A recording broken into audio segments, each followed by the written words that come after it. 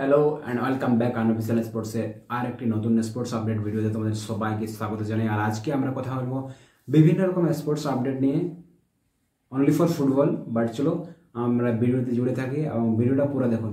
তো প্রথমত আমরা কথা বলবো ওমেন্স ইউরো 2025 যে খেলা হয়েছিল ফাইনাল ইংল্যান্ড ভার্সেস স্পেনের মধ্যে। সেখানে ডিফেন্ডিং চ্যাম্পিয়ন স্পেনকে ইংল্যান্ড প্রথমত পেনাল্টিতে 3-1 বিট করে এবং ইউরো চ্যাম্পিয়ন হয় ইংল্যান্ড। বাট খেলাতে যদি আমরা আসি, খেলাতে কিন্তু 1-1 ম্যাচ ড্র ছিল। সো ফাইনালি পেনাল্টিতে ইংল্যান্ড স্পেনকে বিট করে এবং ওমেন্স ইউরো চ্যাম্পিয়ন 2025 খেতাব জিতে।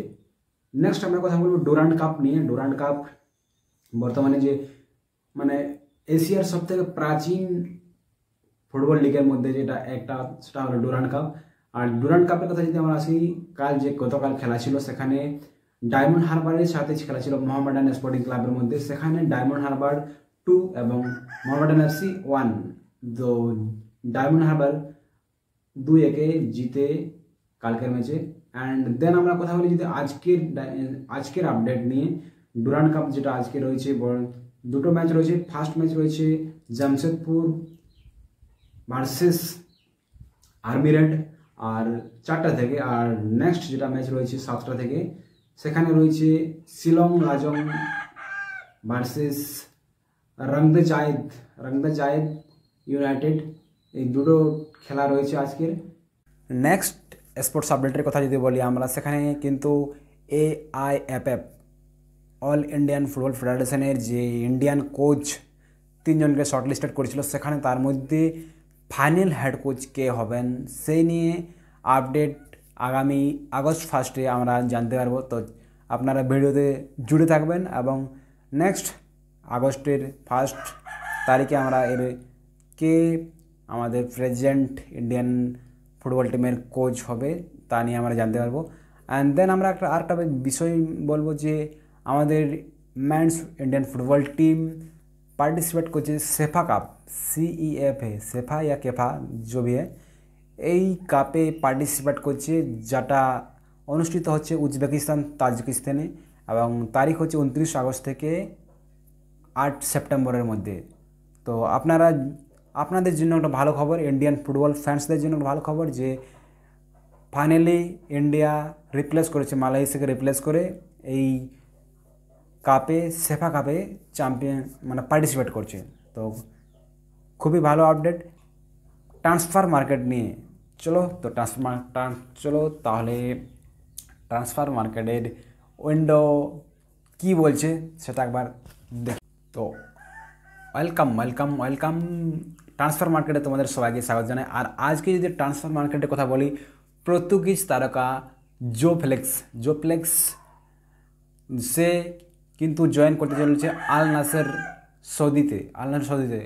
এই যে রিপোর্ট বলছে যে 43.7 মিলিয়ন ইউরোতে ডিল ফাইনাল হয়, যেখানে চেলসি থেকে আল নাসেরে ফাইনালি মুভ করছে জো ফ্লেক্সি।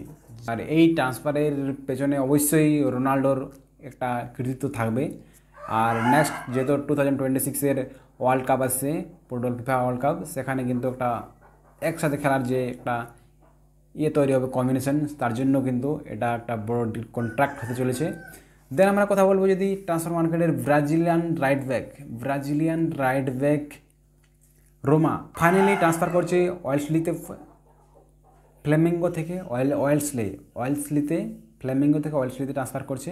এবং সেখানে একটা ট্রান্সফার ভ্যালুর কথা যদি আমরা বলি, যে রোমাকে ট্রান্সফার ভ্যালু হিসাবে 25 মিলিয়ন ইউরো এবং তার যদি খেলার পোটেন্সিয়াল হিসাবে আরও 5 মিলিয়ন অ্যাডনে রয়েছে, 5 মিলিয়ন অ্যাডনস ইউরো। বাকি আমরা যদি বলি আর্সেনাল কমপ্লিট করেছে সাইনিং তার ভিক্টর গাইক্রাসকে সাইন করেছে আর্সেনাল। এবং ম্যানচেস্টার ইউনাইটেডের কথা বলি যদি, ম্যানচেস্টার ইউনাইটেড সাইনিং করেছে বায়ার্ন MBMO। ऐसा नाम কি বলবো, প্রোনাউন্সিয়েশন করা যাচ্ছে না, এমন একটা স্থিতি। বাট ম্যানচেস্টার ইউনাইটেড কমপ্লিট করেছে এই সাইনিং। আর দেন আমরা যদি সাইনিংয়ের কথা বলি, লিভারপুল 75 মিলিয়ন ইউরোতে বায়ার্ন মিউনিখ থেকে লুইস দিয়াজকে সাইন করেছে। বায়ার্ন মিউনিখ থেকে লিভারপুল 75 মিলিয়ন ইউরো ডিল করে 75 মিলিয়ন ইউরো ডিল করে লুইস দিয়াজকে তারা সাইনিং করিয়েছে। তো চলো আজকের স্পোর্টস আপডেটে এতগুলোই রয়েছে। আর আরও স্পেশাল স্পোর্টস আপডেট পাওয়ার জন্য এবং আরও কন্টেন্ট কোয়ালিটি ইমপ্রুভ করার জন্য আপনারা কোনো ফিডব্যাক দিতে পারেন এবং কমেন্ট সেকশনে কমেন্ট করে জানান কিছু ইমপ্রুভমেন্ট করার জন্য। অ্যান্ড আশা করব নেক্সট টাইম আরও ভালো ইমপ্রুভমেন্ট করার জন্য এবং সব কিছুটা ইমপ্রুভমেন্ট করার জন্য। তো চলো ভিডিওতে এখানেই শেষ করছি ভিডিওটা, আর নেক্সট দেখা হবে নেক্সট ভিডিওতে। তো চলো।